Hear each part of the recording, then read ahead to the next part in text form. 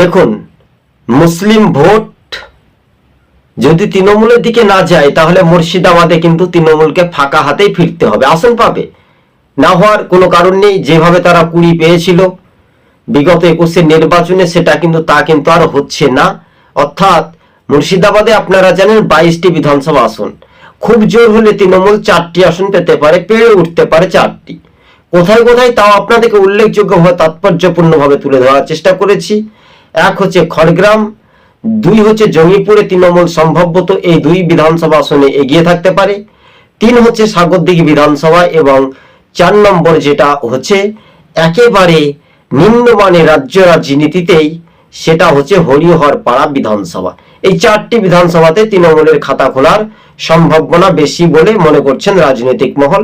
আর একটি হতে পারে ছলে বলে কৌশলে যদি হয় নবগ্রাম, তবে এই 4-5টি আসন তৃণমূলে জেতার একটা সম্ভাবনা বেশি। তাহলে হুমায়ুন কবির মানে জনতার উন্নয়ন পার্টি, বা অধীর চৌধুরীদের ফ্যাক্টর, বা মোহাম্মদ সেলিমদের ফ্যাক্টর, বা আসারউদ্দিন ওইসি যখন মুসলিম ঘাঁটি, তারা কিন্তু একের পর এক এই সমীক্ষাগুলো আমরা কিন্তু চালিয়ে বলছি। দেখুন, এসআইআর শুধু আপনি মুসলিম বা আপনি হিন্দু বলে ডাকছে না, সমস্ত সব ধর্মের ধর্মবলী ভাই ও বোনেদেরকে এসআইআর জন্য হিয়ারিং বা নোটিশ করছে, এবং এতে কোনো রকমের বিভ্রান্তিত করার কারণ নেই। দেখুন, আপনার স্কুল সার্টিফিকেট আছে, আপনার জন্ম সার্টিফিকেট আছে, সেটা দেখে সেটা সমাধান হতে পারে, তাই না? এই নিয়ে মুর্শিদাবাদের যে রাজনৈতিক চিত্রগুলো আপনারা জানেন, যে মুর্শিদাবাদের সংখ্যালঘু কোন কোন জেলাতে সংখ্যালঘু: মালদা, মুর্শিদাবাদ, উত্তর দিনাজপুর, উত্তর 24 পরগনা, দক্ষিণ 24 পরগনা, উত্তর দিনাজপুর। এই আসনগুলো কিন্তু দিনাজপুর, এইগুলো যদি 90 আসন হয় তাহলে তৃণমূল কি পেরে উঠতে পারবে? এই সমীক্ষাতে সবুজবঙ্গ নিউজগুলো একাধিকবার আমরা যখন পার্ট 1 পার্ট 2 করে তুলে ধরার চেষ্টা করেছি, এই বাংলার রাজনৈতিক মহলের ভূমিকাগুলো, সেটা কিন্তু দ্রুত গতিবেগে এগিয়ে যাওয়ার একটা বড় সফলতা।